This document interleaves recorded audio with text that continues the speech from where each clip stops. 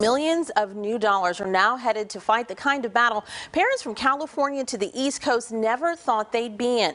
The fight to find safe formula for their babies. As we've been reporting, the death of 2 infants and the sickness of several others prompted a recall of multiple brands made by Abbott Nutrition. A whistleblower has also come forward to federal lawmakers accusing managers of the Abbott plant in Sturgis, Michigan of unsafe practices that put children at risk. We checked in with Congressman Josh Harder last week as he was living this struggle both as a new father and as a lawmaker who could help craft a solution to the shortage. He is back now with me live to talk about the developments since last week. Good morning to you. Good morning. Well, did baby Lily let you get some sleep last night after this vote to send more money to the Food and Drug Administration? Things are going to get a little bit better. Absolutely. I can tell you from personal experience, when you have a crying and hungry baby, this is not a problem that can wait weeks or months. And so it's so important that we actually get these urgent solutions to get formula on shelves now. And there have been some really important developments this week that are going to make that better. First, the White House invoked the Defense Production Act, which is going to allow us to make sure that we're converting more factories into making formula, and also announced Operation Fly Formula, which is going to fly formula from Canada and Europe so we can get babies food ASAP.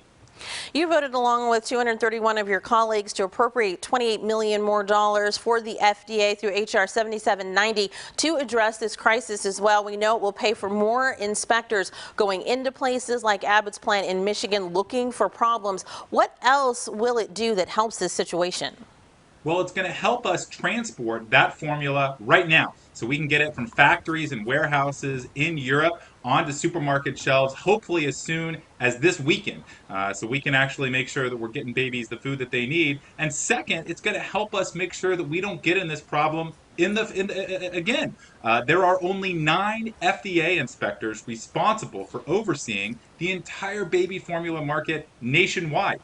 We have 3 million babies every single year, and there just aren't enough people to make sure that their food is safe. And so we have to make sure that the FDA is held just as responsible for this crisis as Abbott Nutrition. 9, that 9 number just really stands out when you think about how many new ones are coming to, as you said, and entering families every year. On the House side, the Access to Baby Formula Act is now also on the books, waiving certain restrictions for those who depend on WIC benefits. Now, that's the National Special Supplemental Nutrition Program for women, infants, and children, guaranteeing that families can still use their benefits in a shortage, in a crisis, in an emergency. Had some people been turned away who were trying to use their WIC benefits?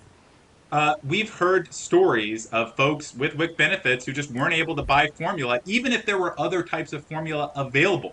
The WIC program is very important to make sure that kids are getting fed, but there's a lot of red tape that goes alongside it. And so what this bill is doing is it's making sure that we cut a lot of that red tape away, and we try to make sure that we're getting kids the food that they need right now, because we can't wait weeks or months until this Abbott plant in Michigan is back up and running.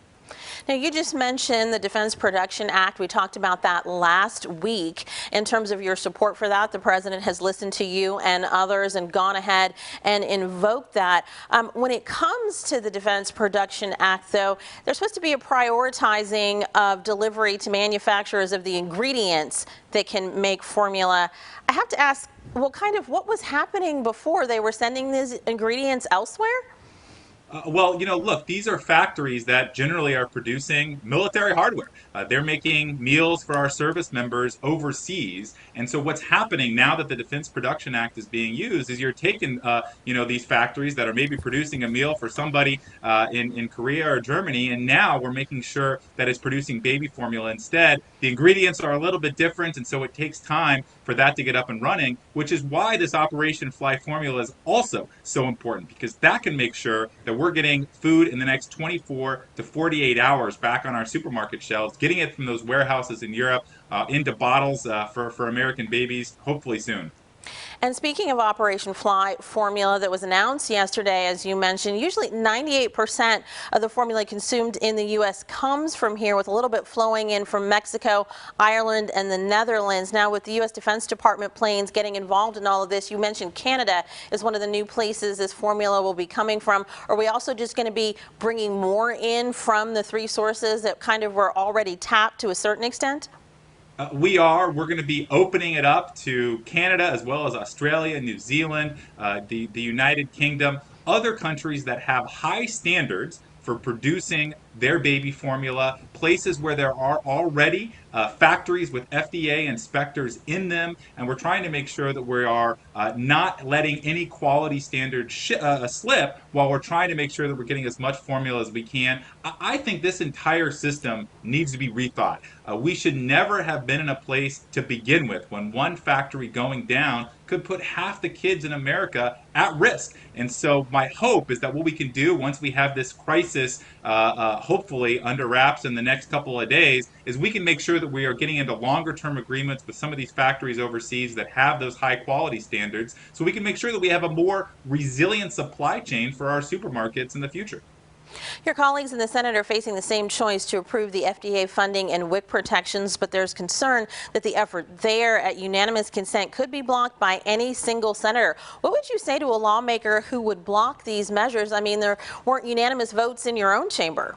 Yeah, look, it's very frustrating if people want to put politics ahead of actually feeding kids that are going hungry. And what I would encourage my colleagues in the Senate to think about is talk to some of these parents that are driving around with crying, hungry babies in the back seat. This is not a problem that can take, months or weeks in order to fix. This needs an urgent solution. And if anybody is equivocal about this, please talk to some of these parents. Talk to myself and my wife, Pam, who are eagerly awaiting, hopefully this weekend, when we're seeing more formula back on shelves.